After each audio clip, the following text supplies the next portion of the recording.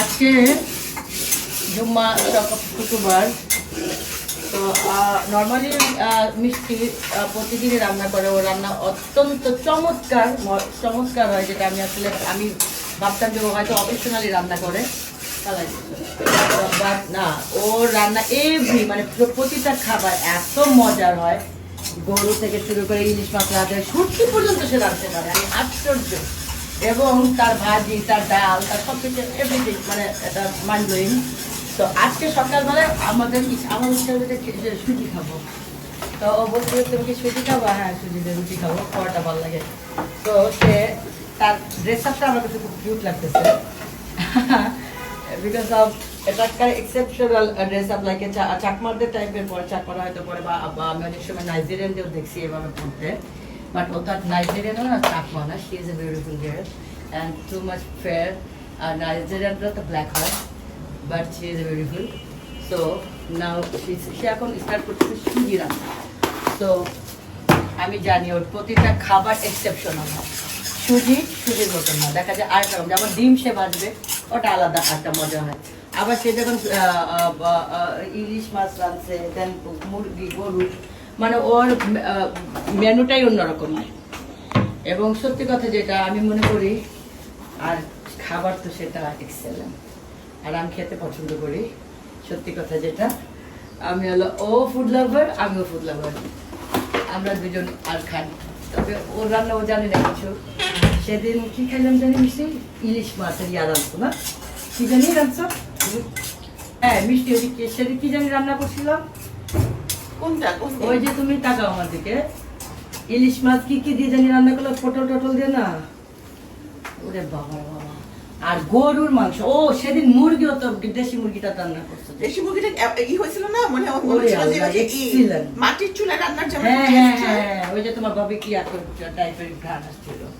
যাই হোক, তোমাকে আছে না, কেমন যেন কিউট লাগে, কিছু বলো, কি বুঝলাম না তো সেটা। হ্যাঁ, তো যাই হোক, কি হয়েছে তোমার? তবে ও যেসব দেয়, এগুলোর মধ্যে ইনস্ট্রুমেন্ট দেয়, কি বলে যেন মিষ্টি, যে মিঠাই টিশার যে সব কিছু ইনগ্রেডিয়েন্ট। হ্যাঁ, তো এগুলো ও খুব অন্যরকম কিছু দেয় খাবারের, যেগুলো আমরা গতানুগতিক ভাবে যে আমরা যেভাবে রান্না করি, বা যেসব দিয়ে রান্না করি, সব মশলা হোক বা মশলাই তো বলে না, কিন্তু ও যে মশলাগুলো দেয়, ওই মশলাগুলো কিন্তু আলাদা রকম। তা আমি অনেক সময় ভাবছি কি আল্লাহ জানে কিরকম জানি হবে। ওয়াও, দেখেন যখন আমি খাওয়া স্টার্ট করি, বলতে বাধ্য হই, মানুষের প্রশংসা করতে পারে না। হ্যাঁ, না মজা না হলে কেন প্রশংসা করবো মিষ্টি? কিন্তু আসলেই মজা হয়, যেটা খায় আমার মুখই বন্ধ হয়ে যায়। জোরে আমি আবার মনে করবি যে আমি তোমার মুখ বন্ধ করার কারো সাধ্য নাই ভাই। মা, আচ্ছা আমি মুখ বন্ধ করলে তুমি মজা পাবা কিভাবে বলো তো? হ্যাঁ, টাইম পাস তো কিল হয় নাকি?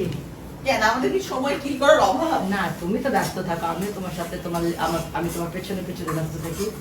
আমি তো আবার তোমার পিছন ছাড়ি না, আসল ছাড়ি, বলো বলো। 3 মাস কইয়াছিলি?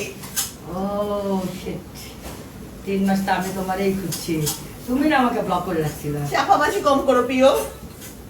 প্রিয়, ও প্রিয়, আমি কম করো প্রিয়। এটা বলি না প্রিয়, তুমি আমার বাসার সামনে পর্যন্ত করছো, আমি তুমি জানো আমি বেড়ে যেতাম, আমি কান্নাকাটি করতাম।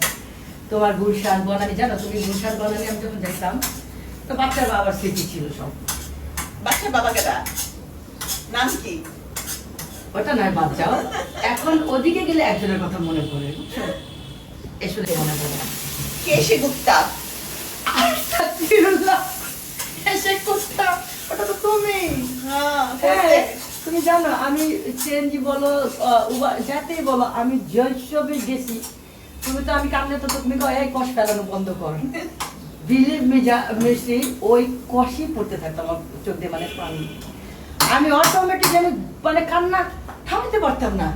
সব জায়গায় তুমি, সব জায়গায়, গুলশান তো, বনশ্রী বলো, হাতিঝিল বলো, নিকেতন বলো, আমি আমার কান্না থামতো না। চাপাবাজি কম করো প্রিয়। ও প্রিয়, এটা মিথ্যা বলি না রে প্রিয়, আমি তুমি অনেক মিথ্যা বলো প্রিয়। না জান, আমি মিথ্যা বলি।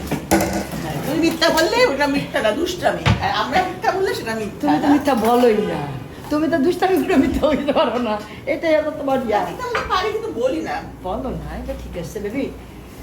যাই হোক আমরা এখন স্পেশাল অলরেডি এক্সিলেন্ট একটা ফ্লেভার বের হয়েছে, যেটা আমি হয়তো মোবাইলে হয়তো সেটা আমি দেখাতে পারতেছি না, যেহেতু এটা স্মেলটা নিতে হয়, নাক দিয়ে অনুভব করতে হয়। খুবই চমৎকার একটা গান বের হয়েছে, যেটা আমি বোঝাইতে পারবো না। তো তোমার এই ফ্লেভারে মনে হচ্ছে আমি রিয়েলি তুমি খাইতে তো পারোস কিন্তু কোনো কাজে তো লাগোস না।